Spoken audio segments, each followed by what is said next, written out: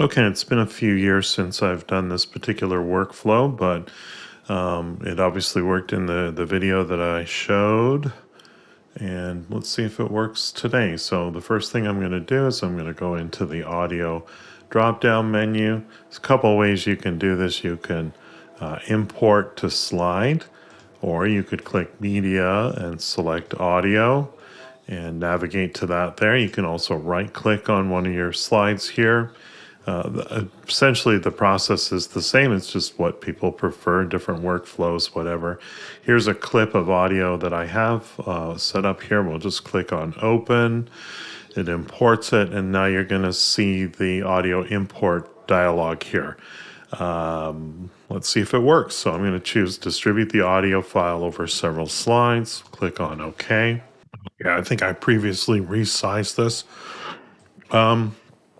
One of the known issues with this particular workflow is that if you are a dual monitor person like I am, and one of your monitors is set for 100% scaling and the other one's set for, let's say, 125% scaling, you might lose your controls over here. So make sure both monitors are set for the same scaling, because it just gets a little wonky if you do that. So let's just play back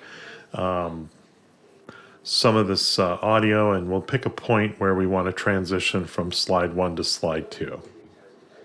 The fifth step to adapting your communication style is to ask for feedback and clarification from your audience. Feedback means getting information about how your message was received and understood, and how it affected your audience. All right, so let's choose that point there to click on our transition marker here. Start next slide at the cursor position if possible. What it means by that is it might show up, over here or over here just because of where you are on the timeline here. But that looks pretty good. We'll go ahead and continue to play.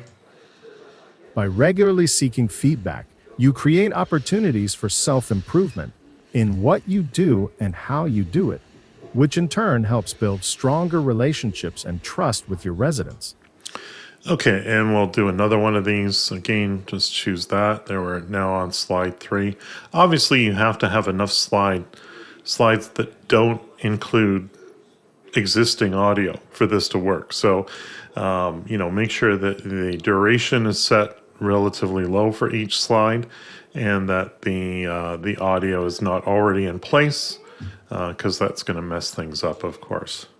Clarification means making sure that you and your audience are on the same page and resolving any confusion or ambiguity. And that seems like a good spot to do our final transition to slide 4. And I'm going to go ahead and press save.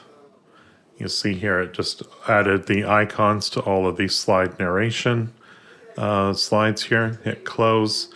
And if we open up our timeline, we can see that there's the first clip, there's the second clip, there's the third clip, and the remaining portion ended up here. I don't know why it does this. Sometimes it seems to push out the duration of the slide, but you can tighten that up if you wish. There we go.